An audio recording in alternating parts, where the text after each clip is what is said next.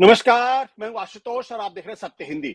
सत्य हिंदी के विशेष कार्यक्रम श्रवण की खरी खरी में आपका स्वागत है। ये हमारा वो कार्यक्रम है जिसमें देश के जाने माने पत्रकार संपादक श्रवण गर्ग जी अपनी तीखी टिप्पणी करते हैं मौजूदा राजनीतिक माहौल पर, और उनकी तीखी टिप्पणियों से ना तो सत्ता पक्ष बचता है और ना ही विपक्ष, और दोनों ही तिलमिला के रह जाते हैं। आज फिर रूबरू होंगे श्रवण जी से और एक बहुत ही महत्वपूर्ण विषय पर जानेंगे उनकी राय, उनका नजरिया। जिस तरीके से भारत और पाकिस्तान के बीच में ऑपरेशन सिंदूर हुआ है, उसके बाद कई तरीके की बातें की जा रही हैं, कई तरीके के नैरेटिव एस्टैब्लिश करने की कोशिश की जा रहे हैं।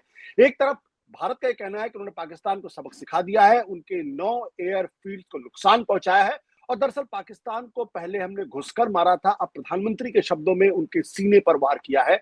और अब उनको एक बात समझ में आ गई है कि जब जब वो भारत के यहाँ आतंकवादी हमला करने की कोशिश करेंगे, वो बख्शे नहीं जाएंगे। वो और उनके आका और उनके आकाओं के सरपरस्त सब निशाने पर रहेंगे। यानी उनका यह भी कहना है कि ऑपरेशन सिंदूर अभी खत्म नहीं हुआ, बल्कि ऑपरेशन सिंदूर जारी है। एक प्रकार से पाकिस्तान को चेतावनी है। लेकिन दूसरी तरफ पाकिस्तान का यह कहना है कि दरअसल हिंदुस्तान को उन्होंने एक तरीके से न्यूट्रलाइज किया। न्यूट्रलाइज इन द सेंस वो खुद अपने यहां जश्न मना रहे हैं और उन्होंने अपने आर्मी चीफ को फील्ड मार्शल का दर्जा दे दिया है, जो पाकिस्तान के इतिहास में दूसरी बार ऐसा हुआ। उसके पहले 1959 में जनरल अयूब खान ने खुद को फील्ड मार्शल घोषित कर दिया था। माफ करेगा। लेकिन इस बीच जो अंतरराष्ट्रीय बाजार है और साथ ही साथ जो इंटरनेशनल मीडिया है, उसमें एक चीज कही जा रही है कि इस युद्ध से भारत और पाकिस्तान में से किसी को फायदा हुआ हो या ना हुआ हो, लेकिन चीन को जरूर फायदा हुआ है। चीन के जो हथियार हैं, उनकी इस वक्त काफी गूंज अंतरराष्ट्रीय मंच पर दिखाई पड़ रही, और भारत के जो माफ करिएगा, जो फ्रांसीसी जहाज थे, उनके गिरने की खबर, हालांकि उसका अभी तक पुष्टि नहीं की गई है। उसकी वजह से फ्रांसीसी जहाज को लेकर एक तरीके की चिंता है। तो ये कहा जा रहा है कि दरअसल इस युद्ध में ना भारत को फायदा हुआ, ना पाकिस्तान को फायदा हुआ, फायदा दरअसल चीन को हुआ। क्या है हकीकत? हम दरअसल ये जानने की कोशिश करेंगे श्रवण जी, आपका बहुत बहुत स्वागत है सर। देखिए, मैं इस बात से सहमत हूं कि ऑपरेशन सिंदूर अभी चल रहा है। ऑपरेशन सिंदूर खत्म नहीं हुआ है। आप ये भी कह सकते हैं कि ऑपरेशन सिंदूर का पहला दौर खत्म हुआ है। ऑपरेशन सिंदूर का ट्रेलर कभी खत्म हुआ है। ऑपरेशन सिंदूर अब एक निरंतर चलने वाली प्रक्रिया जो दिख रहा है मौजूदा हालातों से, वो ये है।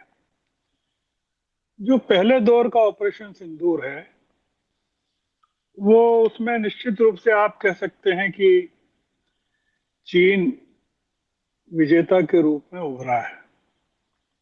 जो अंतर्राष्ट्रीय जगत में एक तरह का नजरिया पेश हो रहा है, एक नैरेटिव खड़ा हो रहा है, चीन में जिस तरह का जश्न मनाया गया उसके बाद कह सकते हैं। और चीन की जीत को या चीन की विजय को देखने के कई नजरिए हो सकते हैं। मैं जो चीन को फायदा हुआ पहले आपको वो बताता हूं। 4 दिन की लड़ाई में उसने अपने J-10C विमानों का और एयर टू एयर मिसाइल्स का सफलतापूर्वक परीक्षण कर लिया। अब ये जो विमान थे उसके हैं J-10C, ये चीन ने किसी लड़ाई में पहली बार उनको इस्तेमाल किया, और चीन उसके रिजल्ट से काफी खुश है। और यूरोप में भी चीन की सफलता को लेकर एक तरह का मातम है, मतलब दुख है कि ये कैसे हो गया। क्योंकि जो हथियारों की सप्लाई करता है वो यूरोप करता है, जर्मनी करता है, तुर्की करता है, फ्रांस करता है, अमेरिका तो खैर करते ही है। दूसरा चीन को फायदा ये हुआ कि ये जो एक्सपेरिमेंट उसने किया, जिसको सामरिक परीक्षण कहते हैं, उसकी जो सिहरन हुई वो ताइवान से लगाकर साउथ चाइना सी तक महसूस की गई। मतलब जैसे भूकंप का केंद्र कहीं और हो और उसके झटके कहीं और महसूस किए जाएं। तो ये विमानों की जो विमानों का एयर टू एयर मिसाइल का जो प्रयोग चीन ने किया, उसका जो आतंक था वो ताइवान पर भी गया और साउथ चाइना सी पर भी गया, जो कि चीन के लिए दोनों महत्वपूर्ण इलाके हैं, जहाँ की उसको एक तरफ ताइवान का विरोध है, दूसरी तरफ वियतनाम सहित कई देशों का विरोध है। अब चीन का उद्देश्य ताइवान ताइवान पर आतंक कायम करके उसे भी हांगकांग की तरह हड़पने का है। अब अभी हम कह नहीं सकते कि ताइवान कितना आतंकित हुआ है। हुआ है। ताइवान ने जो पेशकश की है चीन के साथ बातचीत की या चीजों को निपटाने की, उससे लगता है कि ताइवान आतंकित हुआ है। पर ताइवान क्या यूक्रेन की तरह लड़ता रहेगा कि नहीं, ये अभी हम कह नहीं सकते, क्योंकि ताइवान काफी सक्षम है टेक्नोलॉजिकली, और ताइवान को अमेरिका का सपोर्ट है और यूरोप का भी पूरा सपोर्ट है। तो हम चीन की इस सफलता को, विमानों के परीक्षण को, मिसाइल के परीक्षण को एक बहुत सीमा से आगे अभी ले जाकर देखना नहीं चाहेंगे। दूसरा, मैंने कहा कि चीन का जो उद्देश्य था, यूरोप के जो आर्म्स डीलर्स हैं, प्रोड्यूसर्स हैं, जैसे फ्रांस को सबसे बड़ा धक्का पहुंचा है, क्योंकि फ्रांस का जो रफाल है वो हमने खरीदा और उसकी बहुत बड़ी, उसके जो शेयर्स हैं, उसके जो इन्वेस्टर्स हैं, शेयर्स काफी डाउन हुए। अब हम ये भी नहीं कह सकते कि रफाल आउट हो गया, क्योंकि हो सकता है कि वो इस नए परिप्रेक्ष्य में रफाल में कुछ संशोधन करे, और हो सकता है भारत से कहे कि हम आपको नए विमान देंगे या उसमें सुधार करके देंगे। चीन को तीसरा फायदा ये हुआ है, चौथा फायदा, कि साउथ ईस्ट एशिया में और लैटिन अमेरिका में और हमारे पड़ोस के देशों में चीन की सैन्य क्षमता का एक और आर्थिक ताकत का नए सिरे से आतंक कायम हुआ है, दबदबा कायम हुआ है। ये तो उसकी चीन की जो गेन से मैंने आपको बताया कि चीन को जो लाभ है, जो आपने बताया, मैंने उसको थोड़ा सा रेखांकित किया है। मैं ये अभी मानने को तैयार नहीं हूं कि भारत को, पाकिस्तान को इसमें कोई फायदा हुआ है। मैं मानता हूं कि पाकिस्तान को सबसे ज्यादा नुकसान हुआ है। भारत को क्या फायदा हुआ या नुकसान हुआ, उस पर हम बाद में बात करेंगे। दो मुद्दे हैं कि हमसे चूक कहां हुई। हम उसको चूक भी मान सकते हैं, हमारी ईमानदारी भी मान सकते हैं, हमारी नेक नीति भी मान सकते हैं, हमारी कमजोरी भी मान सकते हैं। दूसरा ये कि चीन की ये जो उपलब्धि है, जो आप बता रहे हैं, वो कितनी परमानेंट है और कितनी टेम्पररी है। दो मुद्दे हैं। हम पहले मुद्दे पर आते हैं कि हमसे जो चूक हुई कि 2020 में लद्दाख की गलवान घाटी में जो चीन के साथ संघर्ष हुआ, उसके बाद जो हमारा कूटनीतिक डायलॉग, डिप्लोमेटिक डायलॉग चीन से चलता रहा, उसके परिप्रेक्ष्य में हम ये मानकर चल रहे थे कि ये जो हमारा बायलेटरल झगड़ा है पाकिस्तान के साथ, इसमें चीन हस्तक्षेप नहीं करेगा। करना भी नहीं चाहिए, क्योंकि हम आतंकवाद के खिलाफ लड़ रहे थे। पहलगाम की घटना का हमारे पास एक कारण था, तो कोई सैन्य युद्ध था नहीं। मतलब हमने पहले भी क्लियर किया कि हम लड़ाई सेना के खिलाफ नहीं लड़ रहे हैं, पाकिस्तान की, न सिविलियंस के खिलाफ लड़ रहे हैं। हमारे जितने एक्सपर्ट्स हैं, जिनको आप डिफेंस एक्सपर्ट्स करके हमारे यहाँ डिबेट्स में बुलाया जाता है, उनकी अगर अप्रैल अंत तक की पूरी बहसें सुने, तो वो कॉन्फिडेंटली कह रहे थे कि जो चीन हस्तक्षेप नहीं करेगा, क्योंकि हमने उनके साथ, चीन के साथ बायलैटरल डायलॉग्स में काफी तरक्की कर ली है गलवान के बाद में। हमने कथित तौर पर पाकिस्तान को पूर्व सूचना भी दे दी कि ये जो आक्रमण है या हमला है सिर्फ आतंकी ठिकानों पर है और सिविल पर भी नहीं है और सैन्य ठिकानों पर भी नहीं है। मैं चूक बता रहा हूं भारत की। एक तो हमने चीन के बारे में गलत समझा, दूसरा हमने जो गलती की या कथित तौर पर मैं कह रहा हूं वो पाकिस्तान को सूचना दी। इस सब के बावजूद चीन ने न सिर्फ हस्तक्षेप किया, अपने विमानों और मिसाइलों को का सफल परीक्षण भी किया और उनकी सफलता का जश्न भी मनाया।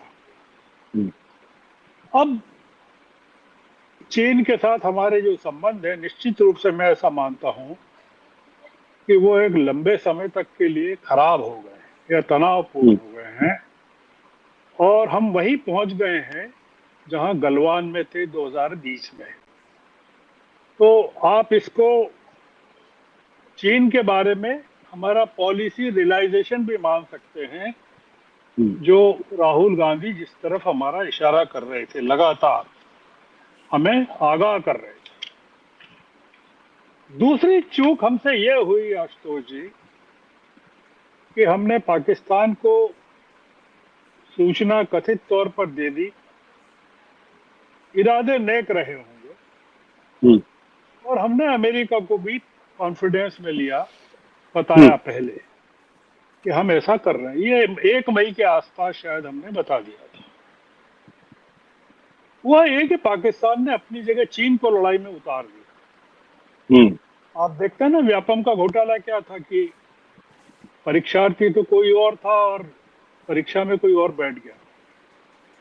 तो ये जो लड़ाई है वो पाकिस्तान ने न सिर्फ हमारी सूचना का दुरुपयोग किया, हमने जो गुड फेथ में उसको बताया था, उसने पाकिस्तान को आगाह किया और पाकिस्तान को अपनी जगह ने लड़ाई में उतार दिया। हमारी जो लड़ाई थी और तैयारी थी वो चीन से मुकाबला करने की थी ही नहीं। मतलब हम लोग चीन से लड़ना ही नहीं चाहते थे। अगर लड़ना चाहते होते, अगर हमें पता होता कि चीन और पाकिस्तान मिलकर ये हरकत करने वाले हैं, मैं फिर कह रहा हूं कि राहुल का बड़ा आरोप है कि हमने, हमारी पॉलिसीज ने चीन और पाकिस्तान को एक कर दिया, जो वो बार बार कहते रहे। तो हो सकता है कि ऑपरेशन सिंदूर का जो स्वरूप हमने देखा वो या तो होता ही नहीं या उससे भिन्न होता।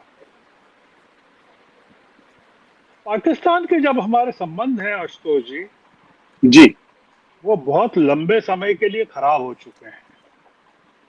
ये अब कारगिल के बाद जैसे भी नहीं होंगे, पार्लियामेंट पर अटैक के बाद जैसे भी नहीं होंगे, और 26/11 के बाद जैसे भी नहीं होंगे। ये बहुत सीवियर ब्लो है हमारे पूरे इमोशंस पर, हमारी पूरी इंटीग्रिटी पर, हमारे पूरे राष्ट्रवाद पर। तो ये एक, चीन और पाकिस्तान पूरी तरह हमारी डिक्शनरी से आउट हो गए हैं, मैं देख रहा हूं।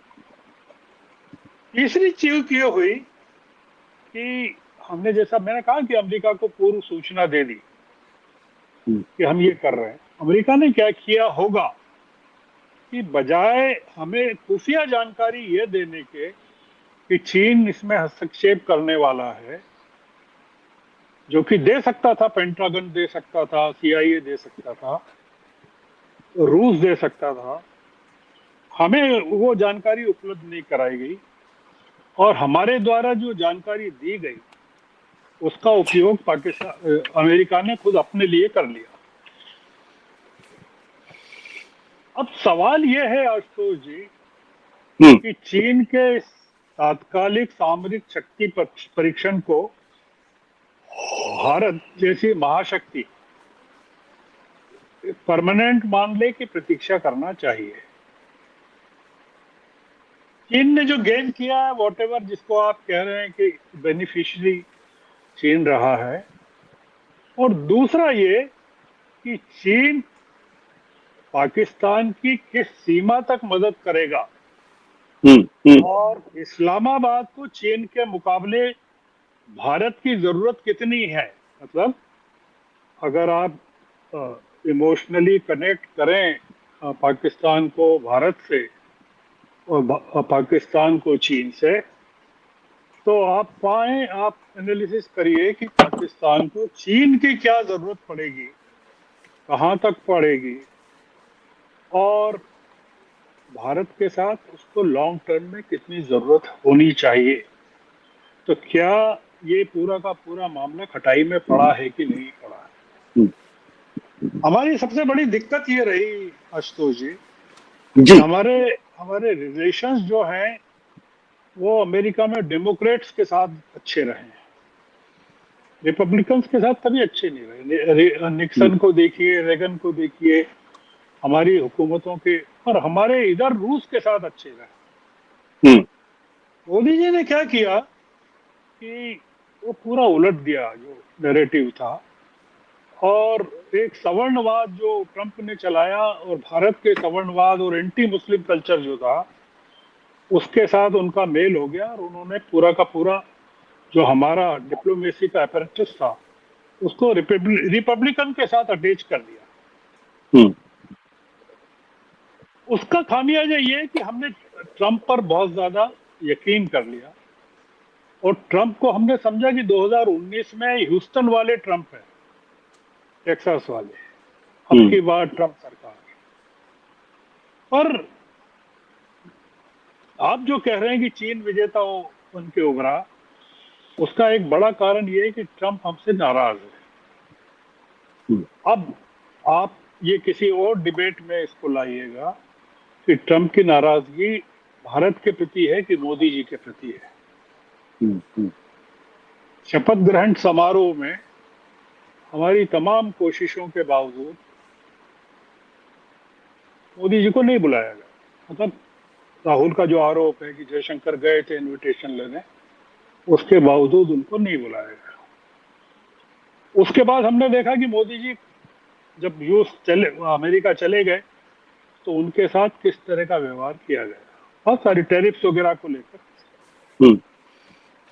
मैं अपनी बात को कंक्लूड करता हूं कि हमारी डिप्लोमेसी का एक बहुत बड़ा ड्रॉबैक है ये कि मोदी जी जब गए थे चुनाव के ठीक पहले, अमेरिकी चुनाव के ठीक पहले, तब ट्रंप ने अमेरिका से कहा था कि my friend Modi is coming to meet me. अगर आपको याद हो तो मोदी जी वहां 3 दिन रुके अमेरिका में, उन्होंने ट्रंप से कोई बात नहीं की, कोई मिले नहीं, क्योंकि और वो बाइडेन के घर चले गए मिलने के लिए। मैं ये मानता हूं कि ये डिप्लोमेसी का, हमारे फॉरेन मिनिस्ट्री का, फॉरेन डेज का एक बहुत बड़ा मिस इसको कहूंगा मैं, क्योंकि ट्रंप जैसे कि विंडिक्टिव है, ये उस चीज को गांठ बांध ली होगी उन्होंने। और एक कारण ये हो सकता है भारत के प्रति ट्रंप की नाराजगी का जो प्रकट हो रही है, हालांकि ऐसा और कोई कारण नहीं है। तो खैर ठीक है, हम अपनी डिप्लोमेसी की कीमत कई मोर्चों पर चुका रहे हैं। तो मैं आपकी जो चर्चा है उसको समअप करता हूं कि मैं चीन को परमानेंटली स्थायी रूप से विजेता नहीं मानता हूं। चीन का एक इंटरेस्ट था ताइवान में, साउथ चाइना सी में, और देशों को अपना एक प्रभुत्व स्थापित करने में, उसमें वो टेम्पररीली कामयाब हुए हैं। हम लोग रियलिटी पर आ गए। मैं इसका सबसे बड़ा गेन भारत के लिए ये मानता हूं कि चीन और पाकिस्तान दोनों के संदर्भ में हम रियलिटी पर आ गए हैं, हकीकत पे आ गए हैं। अब मोदी जी, आप कुछ पूछ रहे हैं? जी, मेरा सवाल यहाँ पे बड़ा इंपॉर्टेंट सवाल है कि आज हम एक ऐसे दोराहे पे भारत खड़ा हुआ है जहां अमेरिका लगातार भारत को अपमानित करने की कोशिश कर रहा है, दूसरा चीन वो पाकिस्तान के साथ खड़ा हुआ, यानी दुनिया के 2 सबसे बड़े सुपर पावर आज एक तरीके से कहें तो भारत के साथ नहीं है। जबकि जब शीत युद्ध हो रहा था तो भारत सोवियत संघ के साथ मजबूती के साथ था और भारत ने वो लड़ाई बांग्लादेश के खिलाफ जीती उस संदर्भ में, अमेरिका की धमकी के बावजूद भी। और दुनिया का जो जो नॉन अलाइंड मूवमेंट था, जो थर्ड वर्ल्ड कंट्रीज का एक बहुत बड़ा मूवमेंट था, जिसको नेहरू और जोसेफ ब्रायन टीटो नसर लीड कर रहे थे, जिसको क्यूबा के राष्ट्रपति फिदल कास्ट्रो लीड कर रहे थे, उसका एक हिस्सा थे, वो सब लोग हमारे साथ थे। आज एक तरफ चीन हमसे नाराज है, दूसरी तरफ अमेरिका हमारे साथ दिखाई नहीं पड़ता है, थर्ड वर्ल्ड कंट्रीज के बहुत सारे मुल्क हमारे साथ दिखाई नहीं पड़ते हैं। हमारी पॉलिटिक्स यूक्रेन वॉर पे बिल्कुल अलग दिखाई पड़ती है, गाजा के मसले में बिल्कुल अलग दिखाई पड़ती है। तो ये एक बड़ी अजीबोगरीब स्थिति पैदा हुई। इस पर आपकी क्या टिप्पणी है? देखिए, हमारा पड़ोस हमारे साथ नहीं है, साउथ ईस्ट एशिया हमारे साथ नहीं है। लैटिन अमेरिका को वीजा फ्री कर दिया है चाइना ने। लैटिन अमेरिका के अधिकतर देशों को लेटेस्ट घोषणा चीन की है कि वो वीजा फ्री कर दिया है। साउथ ईस्ट एशिया को चीन ने कहा है कि ये जो आपने टैरिफ, अमेरिकी टैरिफ का इम्पैक्ट अगर चाइना पर आया तो हम आपको देख लेंगे। जापान जो है चीन के साथ बातचीत कर रहा है। जापान मोदी जी का सबसे नजदीकी मित्र रहा है। जापानी प्रधानमंत्री का एक नया लेटर चीन को प्राप्त हो रहा है, हो गया है टैरिफ को लेकर। हम लोग पूरी तरह से आइसोलेट हो गए हैं, ये हकीकत है। और मैं इसको लेकर डिसहार्टन्ड इसलिए नहीं हूं, ज्यादा हूं तो सही, कि हमको ये देखना है कि ये जो मोदी जी हैं और ये सरकार है, इस अपॉर्चुनिटी को रिवाइवल के रूप में इस्तेमाल करती है कि नहीं करती है। अगर नहीं करेगी, क्योंकि हमारा पूरा फोकस जो था वो अमेरिका सेंट्रिक रहा, अभी भी है, अभी भी पीयूष गोयल वही है अमेरिका में, और हम अमेरिकी लॉबिंग में लगे हुए हैं, हर तरह से लगे हुए हैं। हमने रूस को उतना कल्टीवेट नहीं किया, रूस से हम तेल लेते रहे क्योंकि रूस के खिलाफ सैंक्शन थी अमेरिका की, और वो अब रूस को तेल बेचना था तो हम ईरान से और रूस से तेल सस्ता खरीद के जमा करते रहे, मतलब अमेरिकी सैंक्शंस को हूट करते हुए। हमारी पूरी पॉलिसी जो रही है वो फॉरेन पॉलिसी, मैं मतलब इस मामले में 5 साल से देख रहा हूं राहुल गांधी के जो ऑब्जर्वेशन हैं चीन को लेकर, रूस को लेकर। वो रूस को लेकर पहले दिन से कह रहे हैं कि रूस हमारा टेस्टेड फ्रेंड है, रहा है, और सोनिया जी के, इंदिरा जी के समय या नेहरू के समय तमाम दौरों में, शीत युद्ध में भी हम लोग काफी नजदीक रहे हैं रूस के।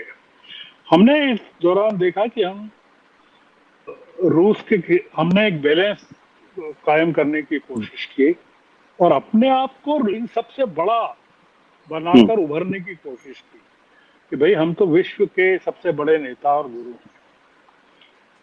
आप चीन का जो मामला मानते हैं, चीन का मामला, चीन की सफलता के पीछे उनका इकोनॉमिक ग्रोथ है, मैन्युफैक्चरिंग ग्रोथ है। चीन का नागरिक कह रहा है कि हम डरते नहीं है अमेरिका की टैरिफ से। तो हमें चीन, हम लोगों ने चीन से मुकाबले के लिए कुछ नहीं किया।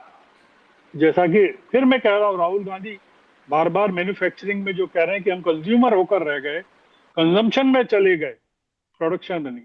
और आज ये देख रहे हैं कि जैसे ही एप्पल का मामला सामने आया तो अमेरिका ने धमका दिया टीम कुक को कि आप भारत में या कहीं भी अमेरिका के बाहर इस्टेब्लिश करेंगे अपना प्रोजेक्ट तो आपको 25% ड्यूटी देना पड़ेगी।